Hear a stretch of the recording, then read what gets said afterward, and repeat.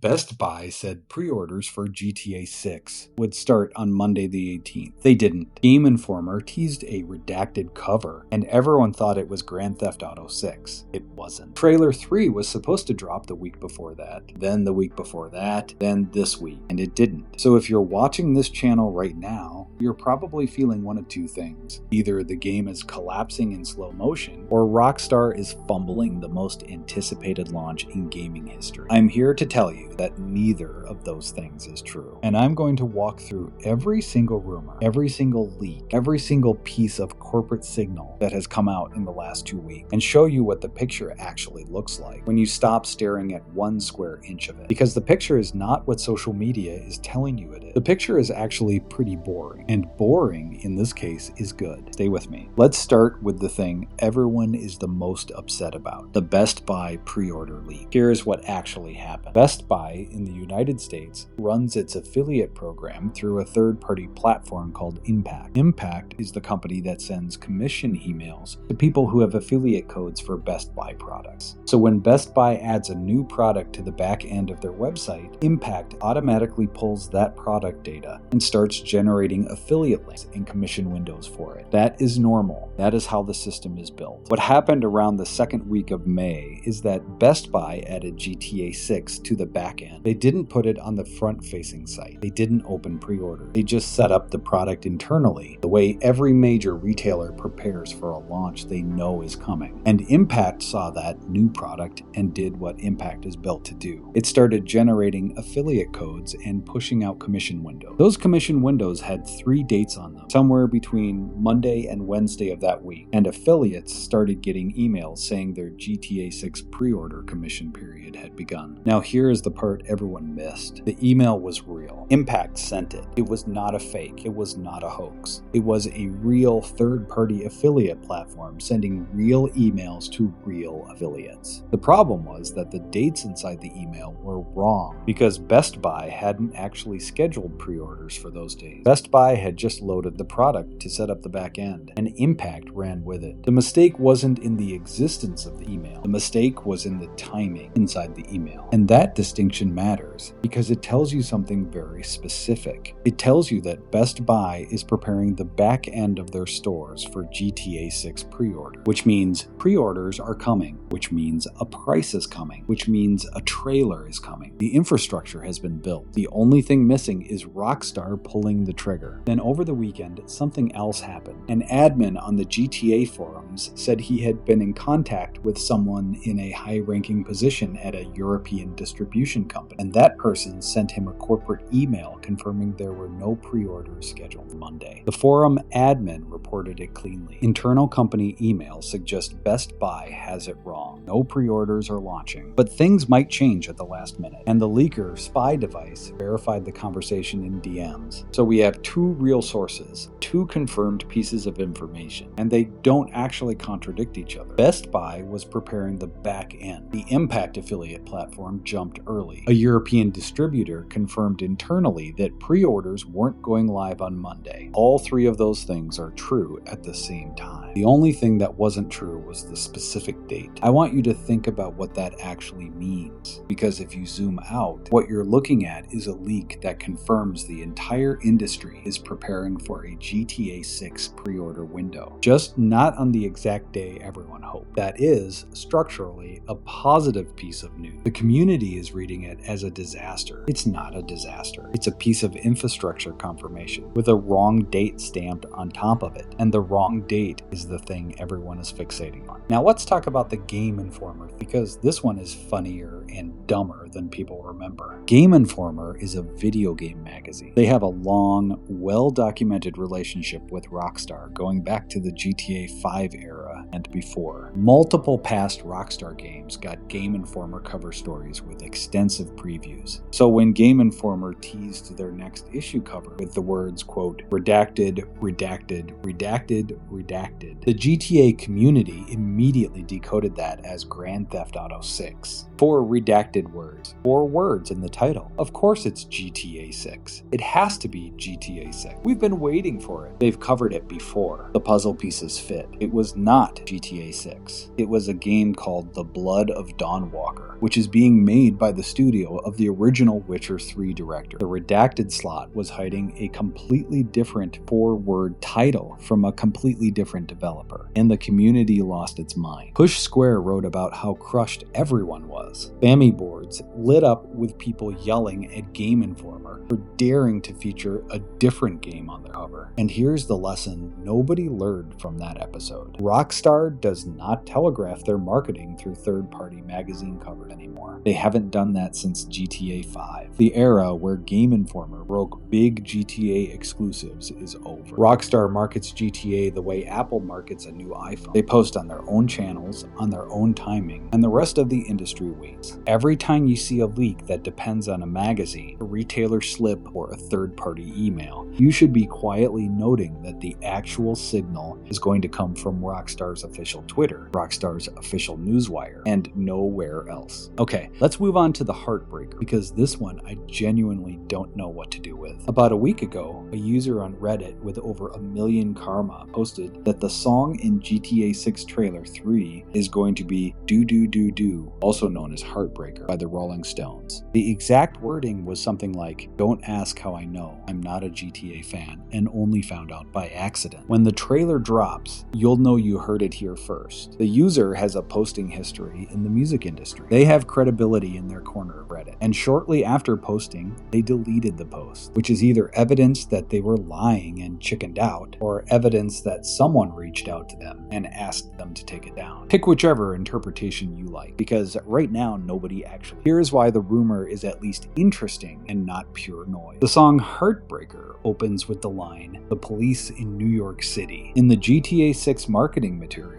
we already have. Lucia is described as having been raised in Liberty City, which is the in-game version of New York. The game's official one-sentence description on the Rockstar website talks about Lucia wanting the good life her mother dreamed of since their days in Liberty City. So you have a song that opens with a New York reference, paired with a protagonist whose backstory is rooted in the GTA universe's version of New York. The dots connect, they connect cleanly, which means either the leak is real, or the person posting it cherry-picked a song that thematically lines up and tried to manufacture a leak around it. I'm not telling you which one. I'm telling you both are possible. What I am telling you, if the next trailer drops and the song is anything by the Rolling Stones, you should remember that someone called it. And if it isn't, you should remember that the post was deleted for a reason that we'll probably never find out. Either way, file it away. It costs nothing to hold both possibilities in your head until Rockstar confirms or denies it with actions. Now, let's talk about Sony, because this is the piece of news I think is the most underrated in the entire current cycle. Around the second week of May, Sony started sending emails to PlayStation 4 owners who had wishlisted GTA 6. The email said something to the effect of, "Grand Theft Auto 6 is on your wish list. Get a PlayStation 5 today to be ready for when Grand Theft Auto 6 launches on November 19th, 2026. That is the first time a major platform holder has actively used GTA 6 as a hardware upgrade lever. Sony is essentially telling its install base that if you want to play the most important game of the decade, you need to be on PS5 by November. That is a confidence signal. Sony does not send that email if they think the date is going to slip. They do not commit their wishlist marketing pipeline to a date they think is at risk. They send that email because they have been told by the people who would know that November 19th is the date. There is also a smaller detail buried inside that same email that nobody is talking about. The Sony email confirms that GTA 6 will be rated M for mature 17+, which means the ESRB rating is in, which means the game has been submitted, reviewed, and rated by the Standards Board, which means the game is done enough to be locked down for certification, which means we are well past the speculative window where a fundamental delay could happen for content reasons. The rating exists. The certification path is open. The platform holder is treating it as a confirmed November title. All three of those signals point in the same direction. direction. The ratings story has a small subplot too. Rockstar dodged the AO rating, the adults only rating, which has historically been the kiss of death for console releases, because major retailers refuse to stock it. That means Rockstar held the line on what's in the game tightly enough that the ratings board landed on M instead of AO, which probably means there was a back and forth at some, which probably means somewhere in a Rockstar office last year, a producer had a phone call about a specific cutscene or a specific physics interaction that needed to be toned down enough to keep the rating in the M slot. We will never know the details, but the rating tells us the conversation happened. Now let's go to the corporate side, because this is where the real signal. Take-Two Interactive's earnings call for the fourth quarter of fiscal year 2026 is scheduled for Thursday, May 21st at 4:30 p.m. Eastern. That call is in 2 days from when this video drops. Strauss Zelnick, the Take-Two CEO, has tripled down on November 19th this month alone. He has said it in 3 separate interviews. He said it at the IICON conference in Las Vegas. He said it again in a Business Insider profile that ran May 5th. He has said it on financial podcasts. He keeps saying it, and there is a reason he keeps saying it, because every time he says it, the company commits itself a little harder. CEOs of public companies cannot keep saying a date out loud and then miss it without triggering a shareholder lawsuit. November 19th is now load-bearing. It is the date. On the earnings call itself, we are very likely going to get a reconfirmation of November 19th. We may or may not get a Trailer 3 announcement. We may or may not get pre-order timing. We will almost certainly get some commentary about marketing being heavily concentrated in the summer. And we will probably get the same line Zelnick has been giving for months now about how Rockstar wants to keep the marketing window close to launch. That phrase, marketing close to launch, is the most important phrase in the entire current Rockstar communication strategy, because it tells you that the gap between Trailer 3 and release is going to be short. That is the framework. That is what they have repeatedly said. The trailer is not going to come 6 months before the game. The trailer is going to come in a window where the hype can be sustained until launch, which means if November 19th is the date, the trailer is most likely landing in June, July, or August. Insider Gaming's Tom Henderson has been saying this for weeks. His specific prediction is early August. He has said on his own podcast that he thinks Rockstar will drop Trailer 3 either the day before or the same day as the August earnings call, so they can hype the numbers to investors. That call would be the Q1 fiscal year 2027 call. Tom has stuck to that prediction even after the Best Buy leak made the community pivot toward expecting a May drop. He was right that Monday wasn't going to happen. He may also be right about August. He may also be wrong. Tom Henderson is good, but he is not a god. What he is telling you is the most likely structural reading of how Rockstar is going to time this. And the structural reading lines up with everything Zelnick has said about marketing closer to launch. Let's talk about the pricing question, because this is where I see the most misinformation in the community. People have been spinning out about whether GTA 6 is going to cost $100 or $90 or some unprecedented number. That speculation is mostly noise. Zelnick was asked about this directly at the IICON conference in Las Vegas. His answer was very carefully worded. He said, "Consumers pay for the value that you bring to them, and our job is to charge way less value." In a separate interview, he made a comment that it would be very difficult for him to believe Take-Two would put interstitial advertising in a game someone paid $70 or $80 for. That is the closest thing to a public price commitment we have. The base price is going to be $70 or $80. It is not going to be $100. The model has not changed. Take-Two makes its money on GTA Online over the lifetime of the game. They do not need to gouge on the box price. They never have. They are not starting now. What we will see, almost certainly, is a tiered structure of editions. An insider with the handle Detective Seeds, who has had decent accuracy on past Rockstar leaks, suggests there will be 6 purchase paths at pre-order. 3 standard tiers, one collector's edition with physical content, and 2 console bundles for the PS5 and the PS5 Pro. The collector's edition is expected to land somewhere around $149 and include a steelbook, a map, maybe a figurine, and some in-game currency stacked on top. Standard is $70, Special is around $90, Ultimate is around $100. These numbers are all leak-based, none of them are official, but the structure is consistent with how Take-Two has packaged every recent GTA and Red Dead release. If you are budgeting, budget $70 for the base game, $150 if you want the collector's edition, and somewhere around $800 if you are buying a brand new PlayStation 5 Pro bundled with the game. Now here's the part I want to spend some time on, because this is the piece that almost nobody in the community is talking about clearly. The GTA Online Summer Update. Rockstar has confirmed there is one more big update coming to GTA Online this summer. They confirmed it in a Newswire post in early May. The exact wording was something like, "There's plenty more to look forward to in GTA Online, including a variety of special events and celebrations, along with an exciting new update this summer." That update is most likely the bridge to GTA 6. They have done this exact play before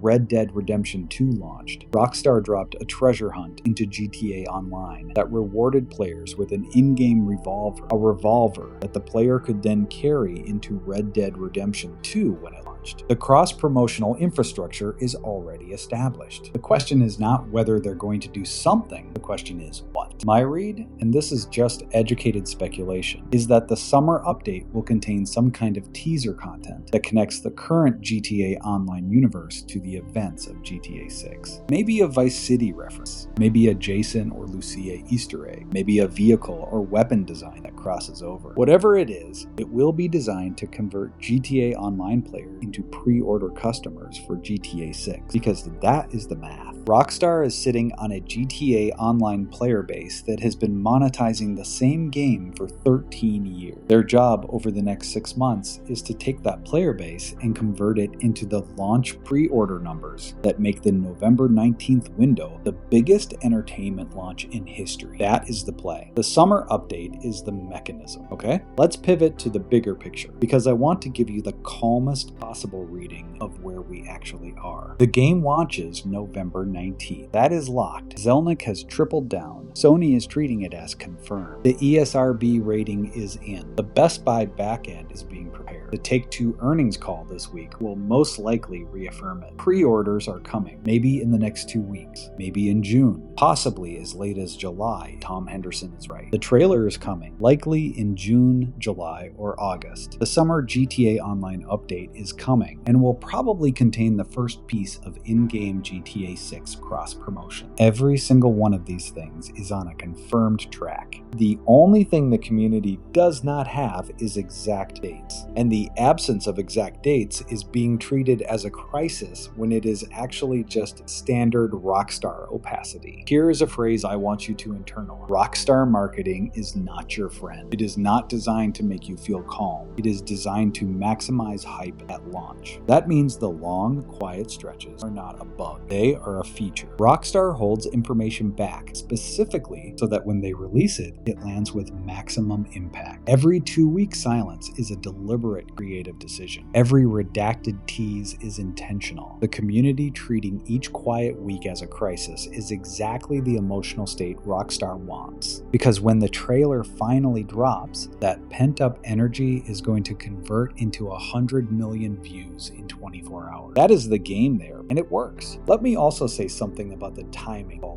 in the corporate calendar, because I haven't seen anyone explain this cleanly. Take-Two's fiscal year ends in March, so the call on May 21st is the Q4 and full year earnings call for fiscal year 2026, which already ended. The next fiscal year, FY 2027, has already started. That matters because pre-orders, retail revenue, and any marketing-related deferred revenue from GTA 6 are going to flow into fiscal year 2027 and the years after. There is a non-trivial chance that Rockstar is deliberately waiting until after this earnings call to open pre-orders, so that all of the GTA 6 pre-order revenue lands in the new fiscal year and can be reported cleanly in the next set of investor calls. That is a normal accounting consideration. It is not a delay, it is just timing. And if you want to predict when pre-orders open, the most likely window is the week after May 21st, which would put pre-orders somewhere between May 26th and the first week of June. Memorial Day weekend in the US is May 25th, so the most likely day is probably the Tuesday or Wednesday after. There is a small subplot here too about Rockstar's parent company that I want to flag. Take-Two acquired CFX, the team behind 5M, last year. Zelnick was asked about it in his Business Insider interview earlier this month and gave a really revealing answer. He said the way they looked at it is, there are hundreds of thousands of people who like to engage with GTA in this way. So how about instead of trying to beat them, we join them? Then he said, finally, people are consuming our intellectual property. We would like to monetize that if we can. That is Take-Two telling you, in plain language, that they are going to monetize the 5M modding community as an additional revenue stream alongside the base game. Which means when GTA 6 launches and the modding scene tries to do for GTA 6 what it did for GTA 5, there is going to be a Rockstar-controlled marketplace in the middle of it. That is not a rumor. That is the stated corporate strategy. There has also been a wave of crunch reporting about Rockstar India that I want to address briefly and carefully. There was a Glassdoor review on May 1st from a QA analyst at Rockstar's Bengaluru office, alleging that tasks normally taking 5 to 6 months are being compressed into 2 to 3 months, with some employees reportedly working from morning shift through to 3 a.m. without overtime compensation. Neither Take-Two nor Rockstar has commented. Glassdoor reviews are anonymous and not verified, so the claim is unverified. But it is also not the first time crunch allegations have surfaced at Rockstar. Bloomberg's Jason Schreier reported last year that current Rockstar staff described the GTA 6 crunch period as night and day better than previous projects. That is hopeful framing. The Bengaluru QA review is the countersignal. Both can be true. There can be improvements at headquarters and still be brutal hours in the QA testing pipeline. I am not the journalist who can confirm or deny that. What I will say is that QA crunch in the final stretch before a console certification deadline is, unfortunately, an industry norm. It is unacceptable, but it is not new, and it is one more piece of evidence that the game is hitting November 19th. They are not crunching for a delay. They are crunching for a ship date. Let me also say a word about Strauss Zelnick personally, because his behavior in interviews tells you something. The man has been on a press circuit for 2 months. Investor podcasts, conference appearances, financial press, gaming press. He has been saying the same thing every single time. November 19th. The game is on track, marketing closer to launch. We feel good about the product. Public company CEOs do not do that kind of press circuit when their flagship product is at risk. They go quiet. They let the legal team handle the comms. They issue a brief statement and they stop appearing. Zelnick is appearing everywhere. He is taking on-the-record questions. He is making jokes about pricing. That is the behavior of a CEO who is confident the date holds. That confidence is itself the data point. So where does all of this leave us? The community is in a downward spiral because the dates everyone hoped for didn't materialize. But the reality underneath that spiral is that every piece of corporate and industry signal points to a confirmed November launch, with marketing concentrated in the summer. Trailer 3 is most likely landing in June, July, or August. Pre-orders are most likely opening in the next 2 to 6 weeks. The summer GTA Online update will most likely contain a cross-promotional element that bridges into GTA 6. The pricing is going to be $70 to $80 for the base game, with tiered editions topping out around $150 for the collector set. The age rating is locked. The platform holders are committed. The CEO is confident. The infrastructure is being prepared. The only thing that is not happening is fast leaks. And the absence of fast leaks is exactly what you would expect when the publisher is in tight control of their marketing window. It is not a crisis. It is the opposite of a crisis. It is a company that has decided the launch is is too important to let leak. A small note before I wrap. There is a possibility, and I want to flag it because intellectual honesty matters, that Rockstar does end up needing to slip past November 19th. There is always a non-zero chance with a project this complex. The Bengaluru QA Crunch report is one signal that something might be tight. The fact that we have not yet seen meaningful gameplay footage is another. The original game was meant to launch 18 months ago. 2 delays have already happened. A third delay is not impossible, but the weight of the evidence right now points to November 19th holding. If it slips, it will slip for a real reason, and Take-Two will explain it on an earnings call. They will not surprise the market. Until that happens, the default assumption is that the date stands. The last thing I want to leave you with is this. Stop refreshing the Rockstar Twitter every 90 seconds. Stop letting random Reddit posts about deleted accounts ruin your week. Stop interpreting every retailer hiccup as an end-of-the-world signal. The marketing is going to happen. The trailer is going to drop. The pre-orders are going to open. The game is going to ship. You are going to play it. You will probably play it for the next decade. 6 months from now, this entire panic cycle is going to feel like nothing. Like the week before a wedding when everyone is convinced something is going to go wrong. And then the wedding happens and everyone has a great time. That is where we are. The wedding is November 19th. We are 6 months out. The flowers got ordered late. That's it. That's the whole story. I am going to keep covering this every single day on this channel. Daily news, daily clarifications, every leak, every rumor, every corporate signal. If you want that, hit subscribe. If you want a clearer head than the community has had this month, the daily uploads are the cleanest way to stay sane through the next 6 months. I'll see you tomorrow.